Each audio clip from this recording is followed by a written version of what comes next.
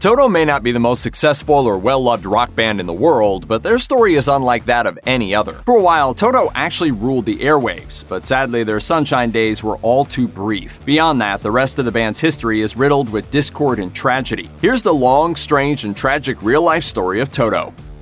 Many people like to say that a close friend is like their brother, but they tend to forget just how often brothers fight. Just ask Toto. When drummer Jeff Porcaro co-founded the band, he quickly asked his brother keyboardist Steve Porcaro to join in.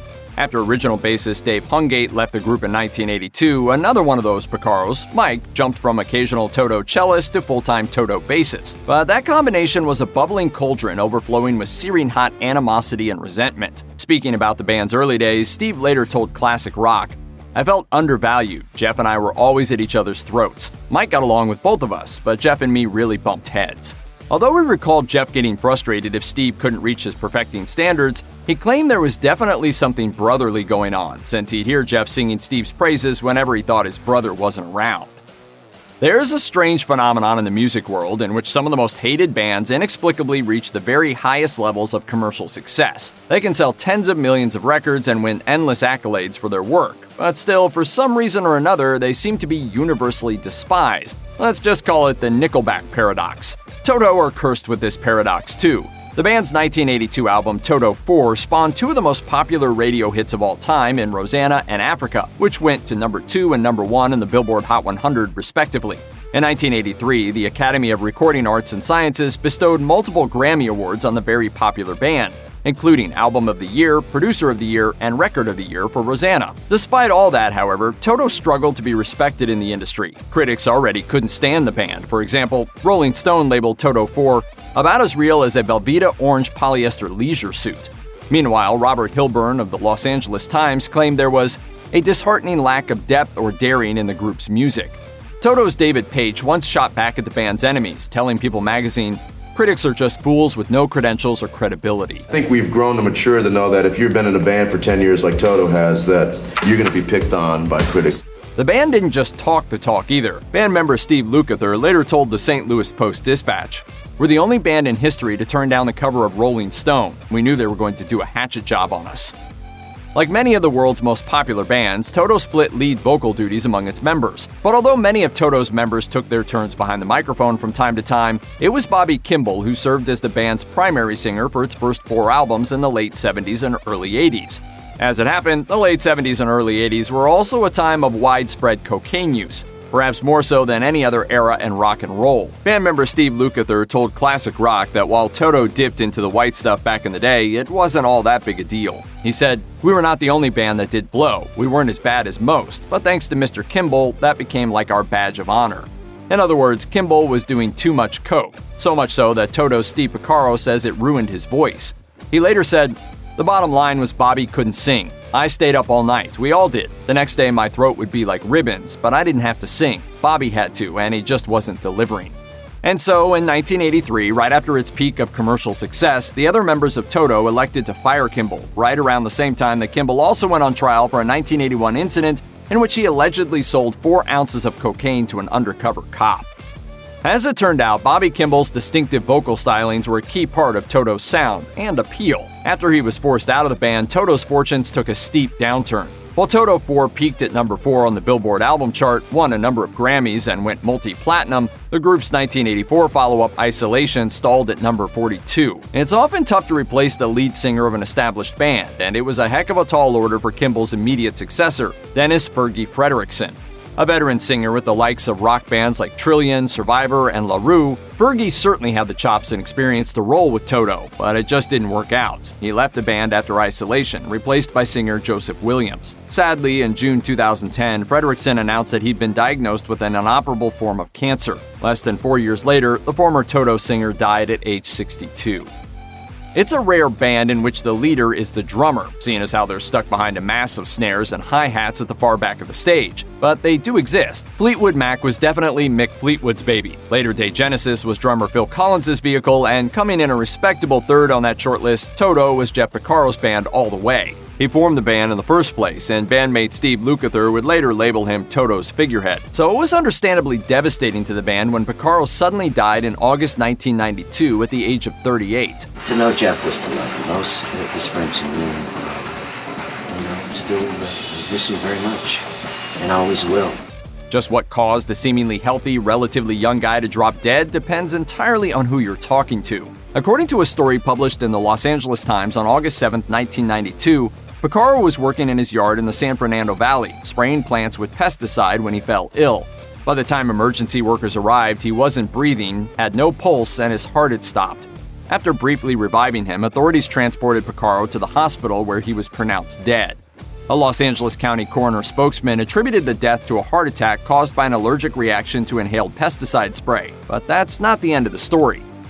When the Los Angeles County coroner released its official reports on Porcaro a few weeks later, it ruled Porcaro's cause of death to be occlusive coronary artery disease. In layman's terms, a hardening of the arteries brought on by long-term cocaine use. Tests found no trace of pesticide in Porcaro's system, but they did reveal traces of cocaine along with cocaine byproducts. However, Toto band member Steve Lukather wasn't happy with this conclusion at all and disavowed the coroner's report, as well as the news organizations that went ahead and published it.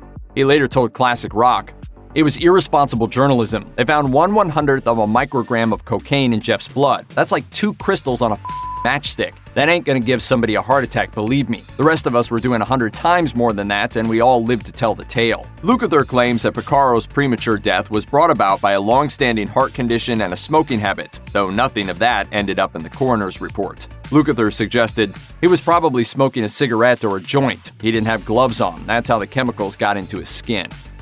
Although Toto topped the charts and dominated rock radio in the early 80s, the band subsequently drifted into semi-obscurity thereafter, the fate of so many artists who were once on top of the world. But that doesn't mean the group disbanded. After the hugely successful Toto 4, the band released 8 studio albums and 4 live albums, a new one arriving in stores every couple of years or so well into the 2000s. Toto stayed an intact touring band for more than 30 years, too, all the way until 2008, which marked the first time the group ever officially disbanded. But by that point, things had become too much for Steve Lukather, so he made the decision to break up the band. As he later told Classic Rock, neither musical nor personnel reasons caused the split. Instead, he needed to end the band to deal with a slew of personal issues. He explained, "I was drinking myself to death. I was losing my marriage. My mother was dying. It was a bad time. I needed to get myself together or I was going to end up killing myself." Happily, Lukather says he soon managed to turn things around. He said, "I quit drinking, went to a shrink, exorcised some demons." Some of the biggest and most influential acts in rock history have been sibling acts, and so was Toto. In 1982, a third Porcaro brother, Mike Porcaro, joined drummer Jeff Porcaro and keyboarder Steve Porcaro in the band. While he'd contributed his cello skills on a few Toto 4 tracks, he became an official member of the group in 1982 after the departure of original bass player David Hungate. And so he stayed, playing bass for Toto on record and on stage all the way until 2007, when he had to quit the band after suffering from some serious health issues. After noticing a numbness in his fingers while playing the bass, Porcaro sought medical treatment, and doctors diagnosed him with ALS, otherwise known as Lou Gehrig's disease, a devastating and ultimately fatal degenerative neural condition that slowly robs the body of its ability to speak, eat, and breathe. After coping with ALS for 8 years, Mike Porcaro died in 2015 at the age of 59. Toto was a band for some 40 years, and with a length of time like that comes a number of natural changes. Band members arrive, band members leave, and people formerly or currently associated with the band fall away. Sadly, an inordinate number of Toto's musicians have died. Luckily, Steve Porcaro is still with us. But that doesn't mean time has left him unscathed. Steve Lukather later explained to Classic Rock that Porcaro had had a tumor removed from his brain that was thankfully benign. Unfortunately, the operation to remove the tumor also called Porcaro to go deaf in his left ear. And while it's certainly wonderful that Porcaro survived the ordeal of a brain tumor, it's also tragic that a man who makes his living from music would be partially robbed of the gift of hearing. Like so many other bands had done before them, the remaining members of Toto's classic lineup reconvened for a 2015 tour, ostensibly in support of Toto 14, their first album in 9 years. But the real reason the band got back out there is a lot more depressing. They had no choice.